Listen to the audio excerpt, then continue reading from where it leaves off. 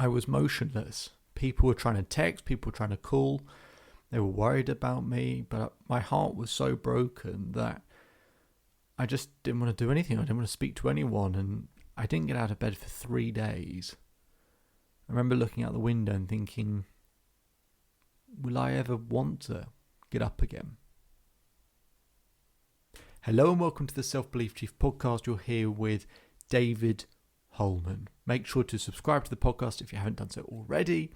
We'll be publishing episodes all of the time to make sure you've got the latest science, the latest research, the latest experiences, hear other people's stories, and get as much insight and detail as possible to help you grow and to help you develop. Otherwise, let's begin. So, I was really struggling with heartbreak. I couldn't get out of bed for 3 days. I remember my dad coming round and I just wasn't me. And I was so upset, so down. I remember him trying to go to hug me and I snapped and I started hitting myself and I ran out the house. I remember kind of half running down the street and then just collapsing in a pile on the floor. My legs just gave up. My dad caught up with me and I'm on the floor. He hugs me, and it's only one of 2 times I've ever seen my dad cry.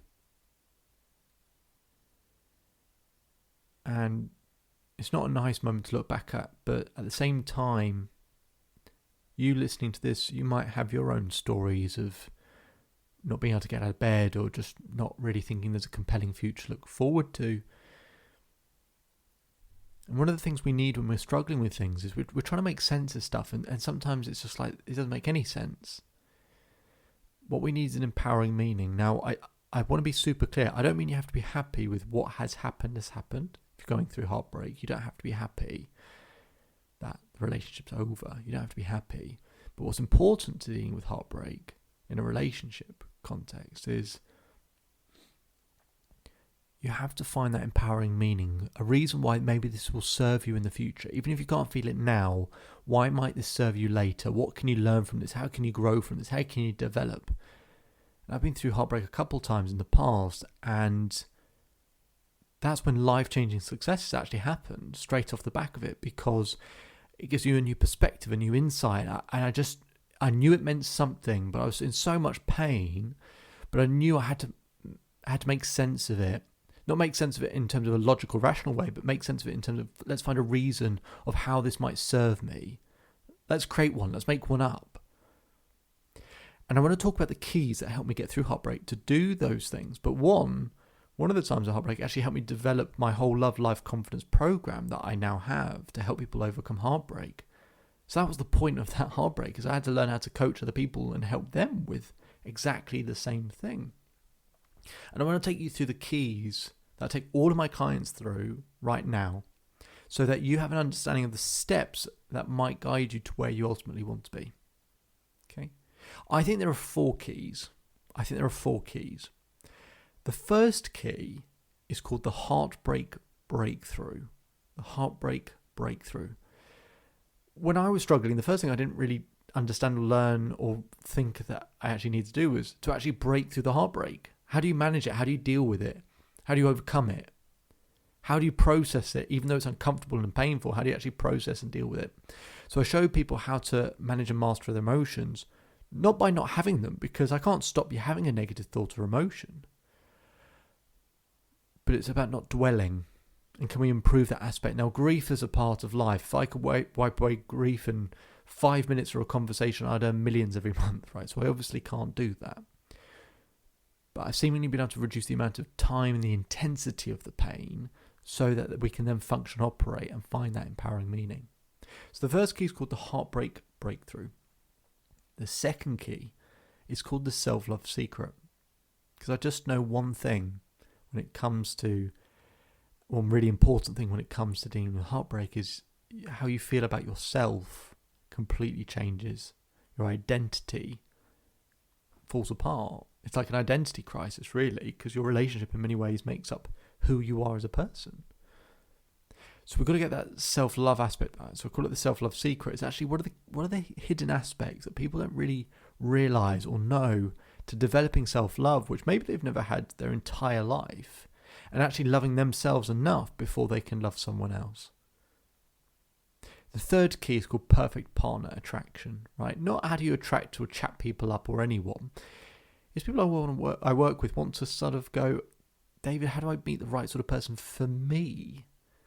So I do a big document with people to help them define their ideal partner, because once we know what the bullseye is, we know what we're aiming at, we can work out what actions to take, both in terms of an online presence and face-to-face, to meet that type of person.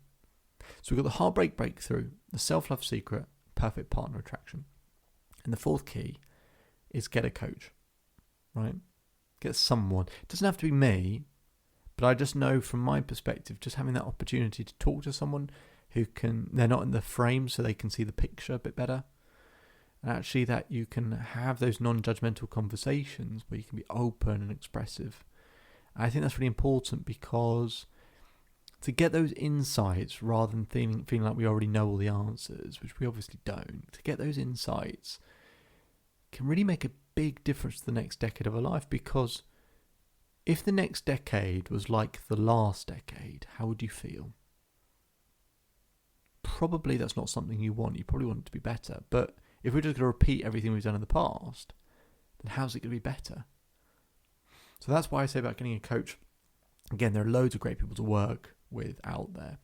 So the heartbreak breakthrough, the self-love secret, perfect partner attraction, and get a coach, get someone who can, give you those insights and can make you feel heard. And the key phrase I use with people is, I got asked in an interview recently, why do people work with you, David? And I said, it's not because of, people don't appreciate what I understand, they appreciate feeling understood.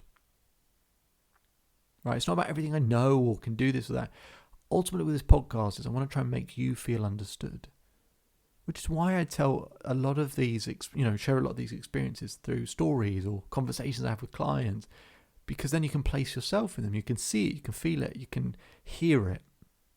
That's what I hopefully do, is to make you feel understood, which is the importance of having a coach or someone that can help you in that capacity.